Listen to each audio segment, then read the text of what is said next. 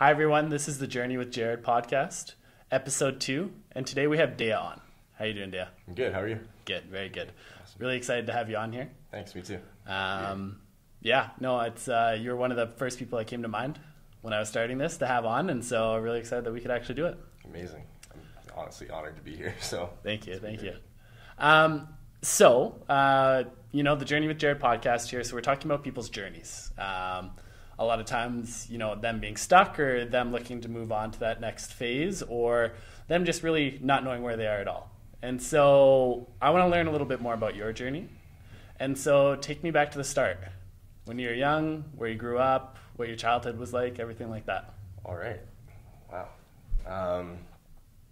I was born in Lethbridge. Okay. And I was born in Lethbridge. I spent I kind of a bunch of time with my mom and a bunch of time with my grandma. And my dad wasn't really around. Okay. And my stepdad kind of stepped in around, I think when I was about a year old. Okay. And so I don't even consider him my stepdad. He's just my dad. Gotcha. And so that's kind of where it started. And my mom was going to school, and so I didn't that's why I spent a lot of time with my grandma. And Okay. then,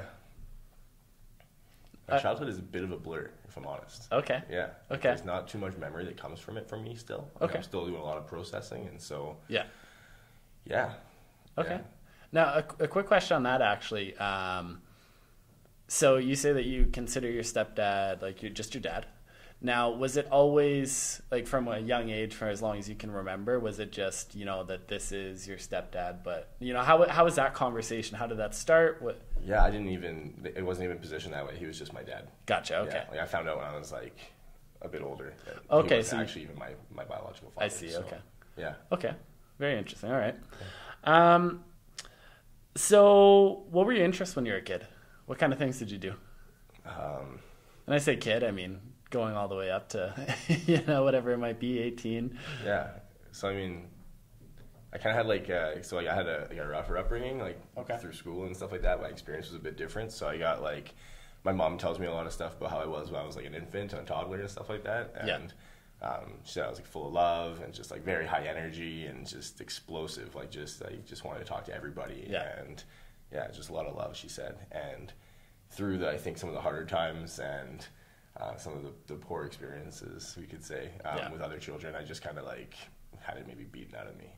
And so, through my adolescence and teen years, I was a bit of a delinquent. Okay. So my interests were, I played baseball and my dad coached me. And so that was kind of the positive bonding experiences in my adolescence. And Okay. there was a lot of delinquency. Yeah.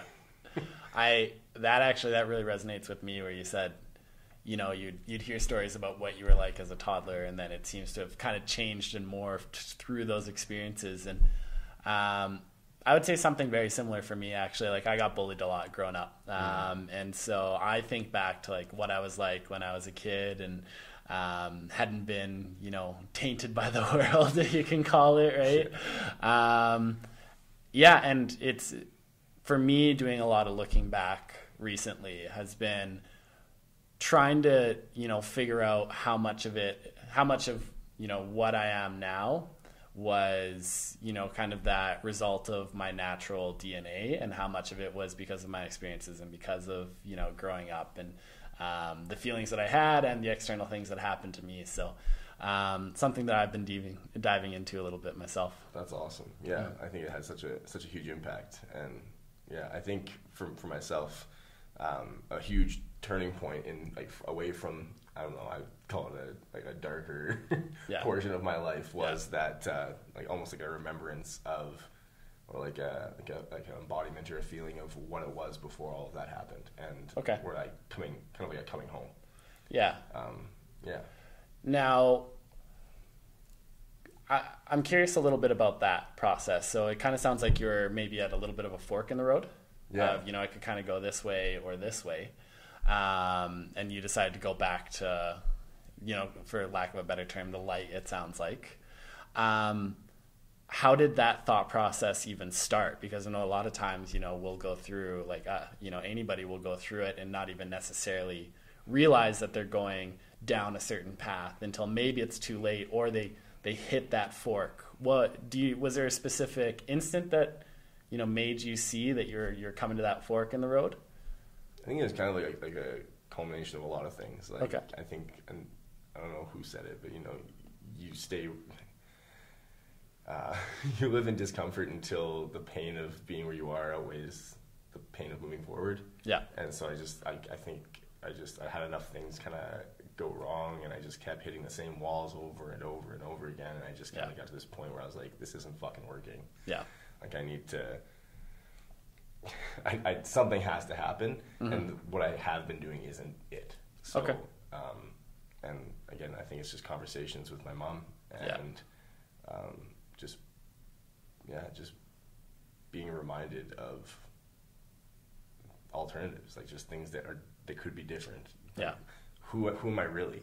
Yeah. Like, who have I told myself that I am? Like, who do I tell myself that I am, based on the experiences, like you were saying? Yeah. Like, that have molded us into this thing that we've kind of conformed ourselves into being, versus who am I in my core? Like, who do I really want to be moment to moment, and how do I want to be impacting those around me? Like, yeah, so that's pretty much it. And I feel like there's some catalytic events and stuff like that. Yeah. Obviously, we can go into those as well if you want, but I think it all kind of like really started to shift and change for me about, oh my gosh, 7 years ago. Okay. Yeah, 6-7 years ago. Yeah. Yeah. Was it more of an abrupt change, or was it more gradual? It was like a sequence. I mean, like the thing that I think of most. The thing I think of most is I think like most things, it comes with like a romantic heartbreak. Yeah. Loss of something that you think you deserve, or that should be yours, or whatever it may be. Yeah. And then like bodily harm, like something physical happens to you. People lose jobs. I kind of had like a combination of all of those. Okay.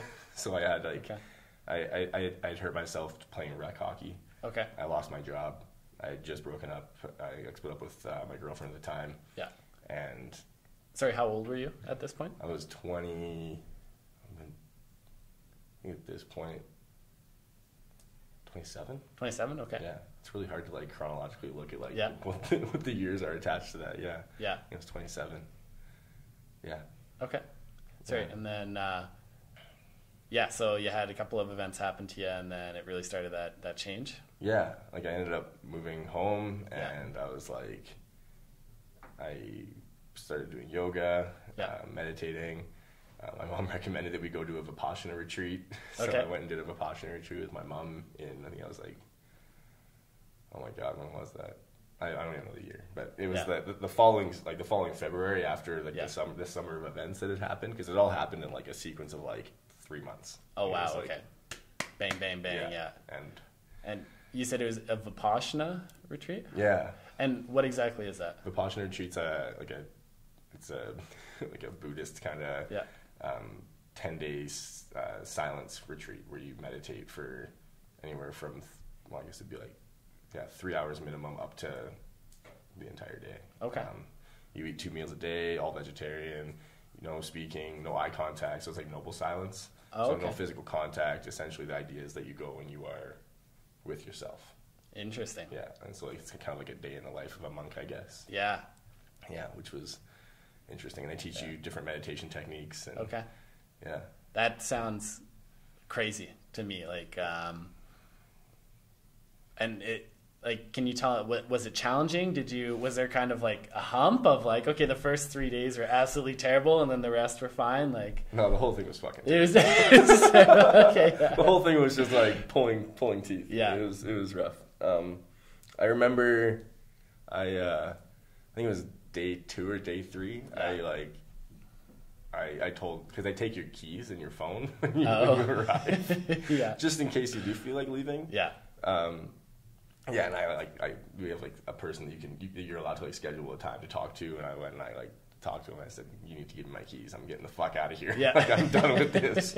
I am not on this journey. It turns out. Please let me leave." Yeah. And his name was Christian, and I'll remember him because he calmed me down and helped me through it. And I mean, I was pretty aggressive about it, if I'm honest. Yeah. I was like, I just cannot do this anymore because, I mean, sitting in a room with 40 other people, and, you know, you're hearing, like, people are crying, people are sobbing, people are going through and processing their shit. And,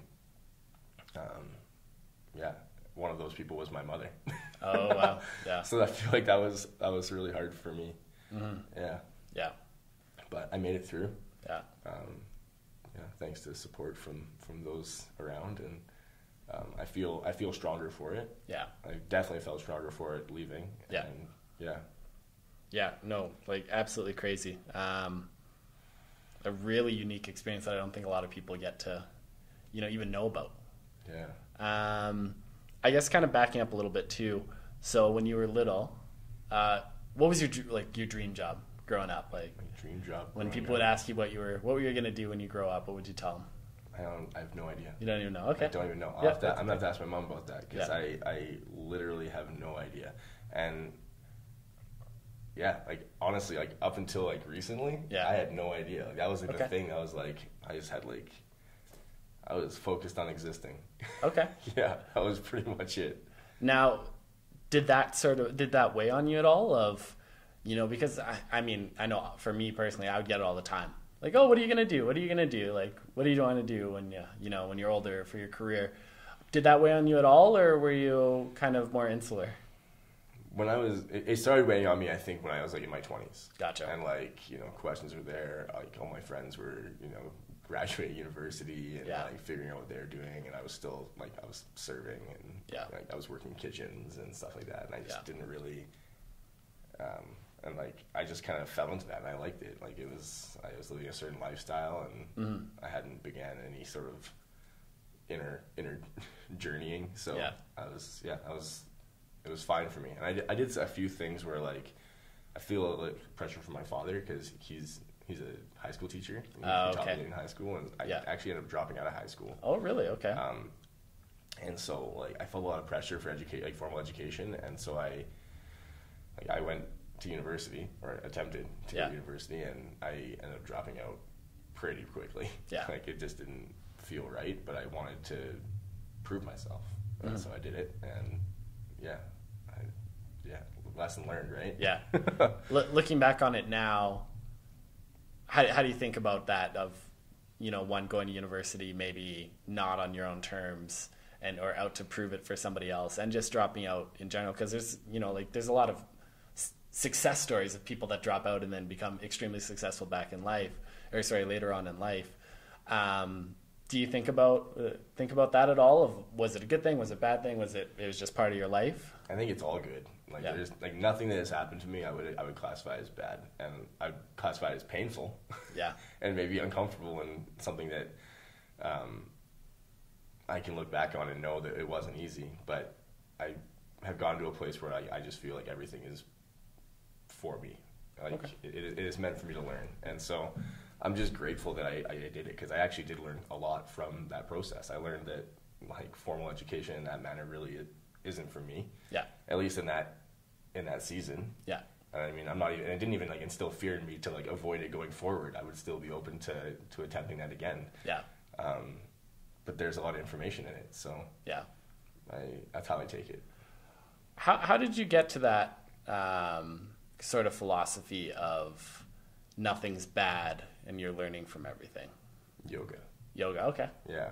So like when in that like 3-month period of like everything going kind of wrong, I took up yoga. Yeah. At the recommendation of my aunt. Yeah. And I just fell in love with it. I loved it, and more than the actual like physical practice, I loved the connection to breath. The fact that it wasn't the movements and the stretching so much that really brought me into my body. It was the fact that there was a breath pattern that I had to follow that really dropped me into my body. And I wasn't even fully aware of that fact when it was happening. I just knew I had a yoga high when I was leaving, and I just felt great about it. And it was actually like this year I found out that the reason I loved it so much is the breath. Okay. And yeah. Did you start getting that, quote unquote yoga high right away, or did you have to do it for a little while?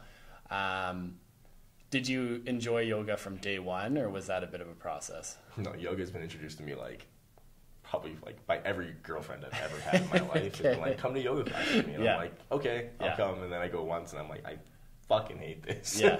Don't ever take me back here again. Yeah. But then I realized that the thing that was happening was I was going to hot yoga. And Okay. I am not a big fan of hot yoga. I have Okay. a huge internal flame. I'd pass out in class. I wasn't able to breathe, which is the thing that really draws me to it. Okay. So I ended up trying a non-hot yoga kind of situation, and that I really aligned with me. And I kind of took it and ran. Really cool. Yeah. Really cool. So we talked a little bit about, that fork in the road that you went through. What about the feeling of being stuck? Have you ever felt, quote unquote, stuck in your life or lost? Yeah, right now. Right now, okay. Always. Okay. I feel like there's I get it's just everything is in motion, right? So I'm constantly finding something that I'm stuck on, and I'm working with it, right? And so I think I have a better understanding of that feeling. Prior, in my 20s, it was something I felt stuck for a decade. Yeah. Where I was just I don't know what the fuck I'm doing. I'm smashing my head against the wall trying to, be successful by some terms that are my own. And so that was probably the biggest stuck I would say I was. Okay. Yeah. And that, that decade of being stuck, and then now where you're at, where you have kind of those, it sounds like those smaller periods of being stuck and then getting past it and then being stuck and getting past it.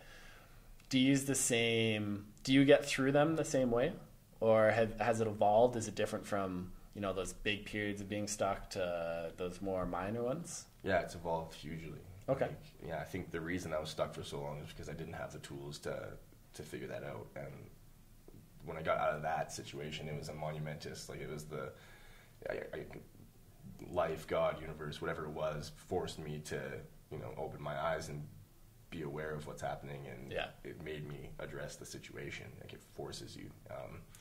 And now I have learned all sorts of different skills and tactics and things like that just help me process things. And a bunch of those things are the breath, doing yoga, being physical, having a community of, strong, like-minded people to lift me up and to bounce ideas off of. Honestly, yogic philosophy, Buddhism, the idea of Dharma, things like that have really, really pushed me and helped me understand that everything is grist for the mill, as Ram Dass says. It's just this thing that all things are here to propel me forward if I'm able to, look at it in that way. Really cool. Yeah. So how we actually met was through the organization Kings of Hearts, which you're a big part of. Yeah. And now we're part of the Samurai Brotherhood together. Yeah. Tell me a little bit about both of those in your perspective, what you do with them, and then how you got into them. All right.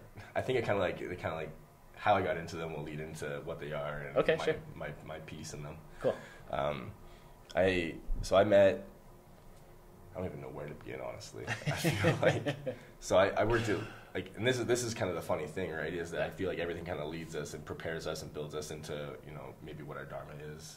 And Dharma is just our life's purpose. Okay.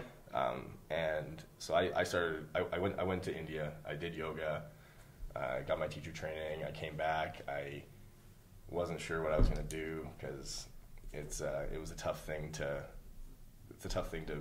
be a yoga teacher. Everyone's a yoga teacher right now, right? So I wasn't even sure if that's really what I wanted. I really enjoyed the information, and there was definitely a piece of me that was like, I'm going to be a yoga teacher, and that's what I want to do, and I put the rails on, and here we go. Yeah. But as I've been learning, that's not really how things go. Yeah. You have to listen better. So I ended up working at Lululemon. Okay. And I met Nuke. Yeah. And Nuke's one of the founders of the Kings of Hearts, and I didn't know anything about it at the time, and I just really knew that I was drawn to his energy, and there wasn't anything,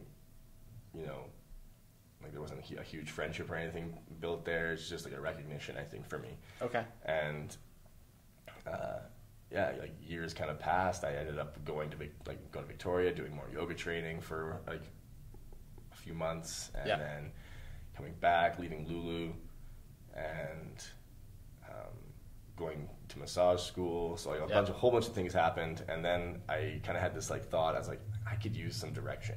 Like maybe I should reach out and maybe like connect with Nuke again. And my initial plan was to actually was looking at coaching with Nuke. Okay. And it didn't end up panning out for whatever reason. Yeah. And on my end, and I was following Nuke's Instagram, and then I saw Kings of Hearts on Instagram, and I was like, okay, that's pretty cool. I mean, I haven't really thought about like my masculinity or how I'm showing up as a man. Yeah.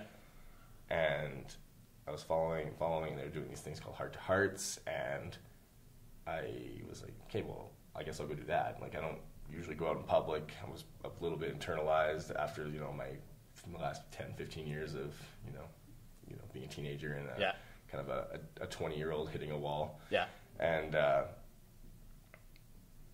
saw this event, and for whatever reason, I felt really drawn to go.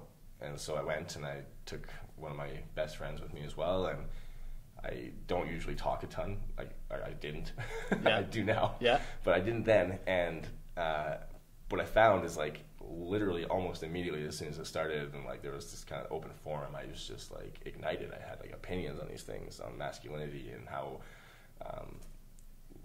the patriarchy and things like that. And I was like, I don't know what the hell is coming over me. Yeah. And I just felt like this immense energy coming out of New Gandhi and Sohan. And I remember like meeting Andy, and Andy and I think had an energetic connection right away.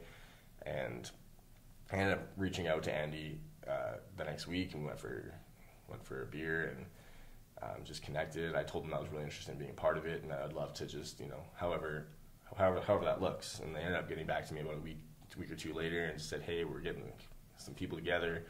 We're looking to like maybe expand to get some volunteer help and just see what that looks like. Cool. And one of the things that Nuke said, it sounds like a Nuke thing. Yeah. Is just how you show up. Like, what do you like? How much are you willing to put in? Are you actually going to be here? And that really sat with me. And I mean, I've heard it before, but like in this context, it just really landed. And I was like, okay, so I'm going to just show up. Like they say, you can come and help on this day and this day at this time and this time. I just wiped my schedule. I was like, I gotta fucking be there. Like this is like whatever it is, like inside of me, like in my belly, like you breathe into it and it's just fire. And I'm like, I gotta be there. Yeah. I'm going to do this. This is what the world needs. Yeah. And so that's when I realized like that's what purpose feels like. Yeah. That's when you're on purpose. Yeah.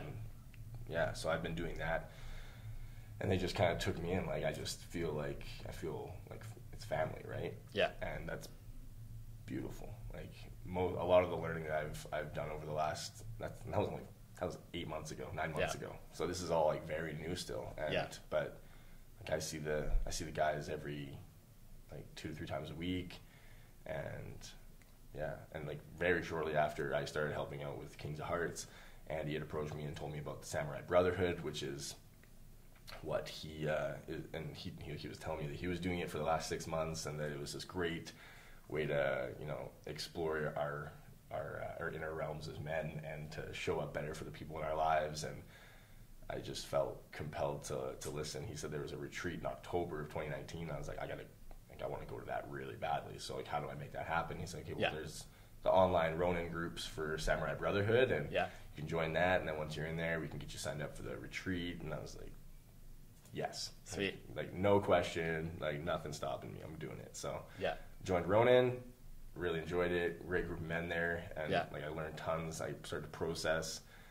And I went to this retreat with Andy and 15 total men that went out to this lodge on the Sunshine Coast, and we spent 3 days there. And I think that was like a huge pivotal point in this journey for me, is that I realized how much potential there is in men connecting on this level and being able to be seen and heard and learning how to connect with their bodies, learning how to and authentically and vulnerably connect with other men. And that's just this magical thing. And I really don't even know if words can really, pull it together. But yeah. It was a really crazy experience for me too, and like very similar to kind of yours of the first time that I went to an event. I went to a Heart and Heart for Kings of Hearts, and I showed up by myself, like didn't know anybody, like scared shitless. And same thing, like I never talk, right? Like especially in bigger groups, like didn't talk too much. I'm like, I'm just gonna go there, I'm gonna listen, and just kind of be a fly on the wall, right? And got there, and like, this is a really interesting energy in the room, right? And everyone's really welcoming, but still, really skeptical. Like, I still, especially talking about my feelings, like that's huge. Like, no, I don't have feelings, right? And then I felt that fire in your gut that you were talking about, of as the conversation started going, I realized, one, that people were going through a lot of the same things that I was going through and still am going through. And two, like, I wanted to share. And, it took every ounce of energy not to jump into the conversation because that fear was holding me back. And then Nuke was actually the one, he saw me and he read my body language, and he prompted me. He went, "Hey, Jared, like, do you have something to say on this?" And then it just started flowing out of me, right? And I almost couldn't shut up, and just felt like alive and energetic, and like just, it was almost an addictive feeling of like getting that out and like getting that poison out. I resonate a ton with that. And the one thing I started saying, I guess, is in the Samurai Brotherhood, it's almost like getting to know people in reverse. Where, you start off with this group of guys that you've never met in your entire life. And, within the first 3 hours, you've basically gotten to know a lot of their deepest insecurities or secrets or about their childhood or their parents or whatever it might be.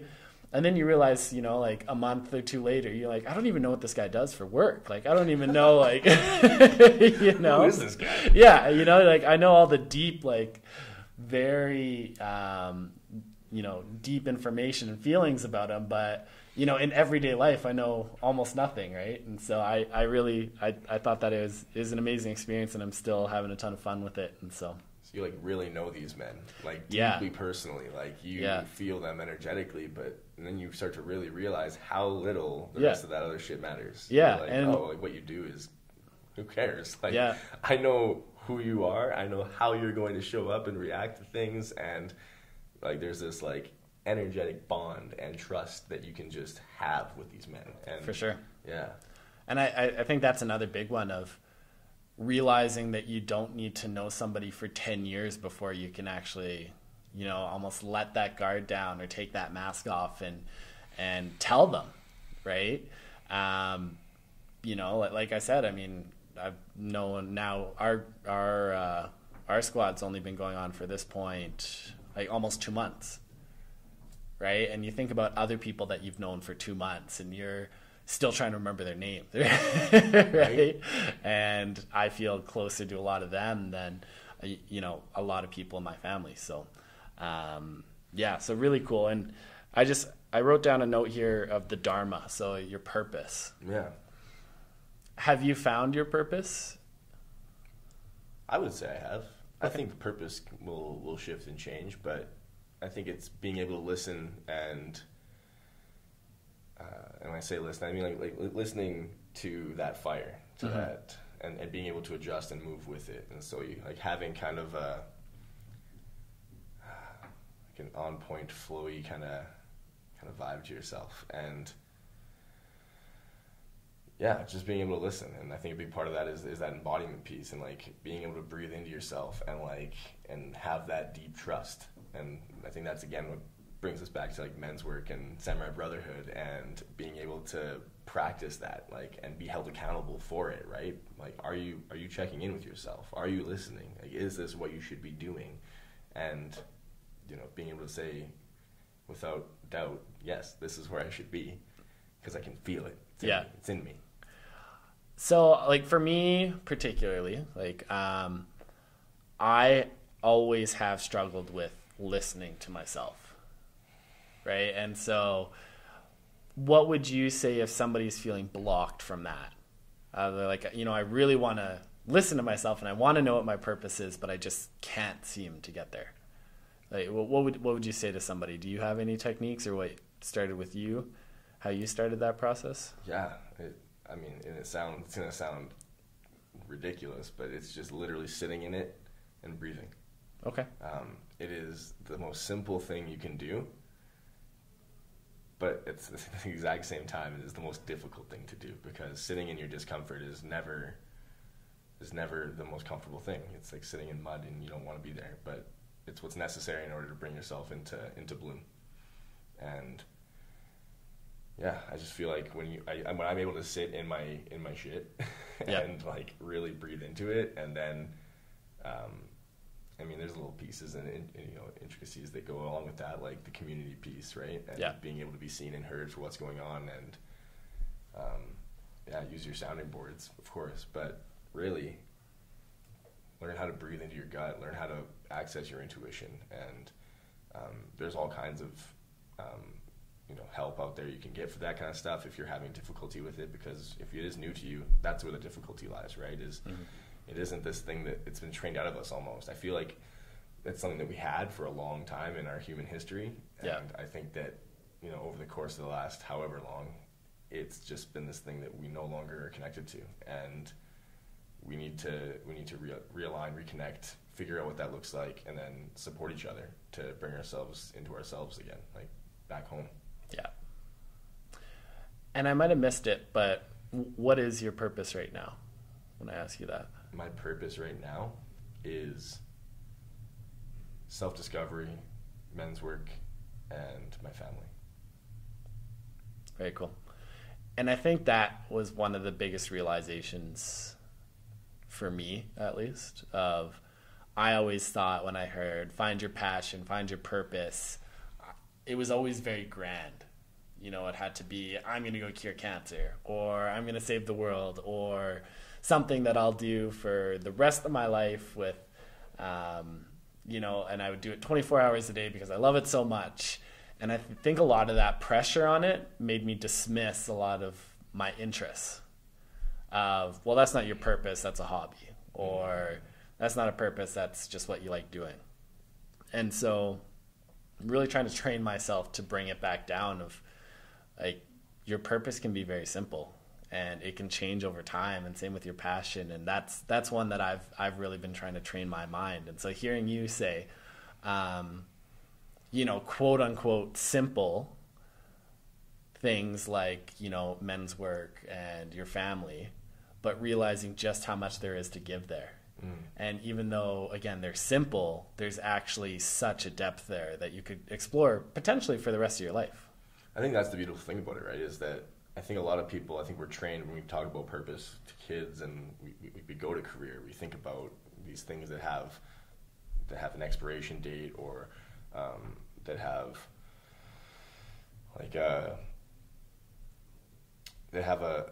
end, like a termination, like you've achieved it or you haven't achieved it, and like time based. Whereas I try and stay away from that, because I want to be able to grow and evolve and have it change, have it shift, and know that there really isn't any cap on it. There's nowhere that this is going to stop. Like, you say when I say my goal is men's work, there's no end to that. Yeah, the men's work will always continue, and I will continue to evolve and grow and shift and change with it. Self-discovery is the same thing, right? Like, I am constantly going to need to be curious about what's happening inside myself, because at any point, you can learn how to listen, that's great, but if you stop listening, you will go back. You need to always be listening to what's happening. And my family will always be with me. And, they will always be with me. There's nothing that will change that. Yeah. Amazing. So last question I have for you. What does the next phase of your journey look like? Oh, next phase of my journey. Right now, I am launching a coaching business, teaching men and women how to listen, how to find themselves in their bodies, how to breathe properly, how to access that part of themselves so that they can discover their Dharma. and their purpose. And men's work is obviously very, very rooted in that. We have the Cobra Squad in the Samurai Brotherhood is the first one in Calgary, and Andy and I are co-captaining that, as you know, because you're in it.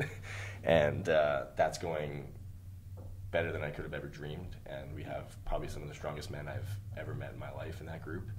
And come May, we're going to have an open house for that, and I will break away and begin to captain that squad solo. And then we have plans for the third and possibly fourth come December, with some of the men that are in these groups that are already hungry and ready to start leading that growth for other men as well.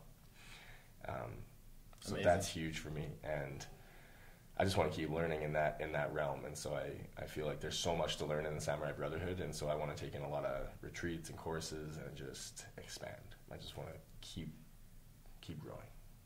Very cool. Yeah. Is there anything that we didn't get to, or anything that you'd like to say? I mean, off the top of my head, no. I feel full. Awesome. Amazing. Thanks so much for doing this. Thank you. I appreciate it. It's a pleasure. Yeah, thank you.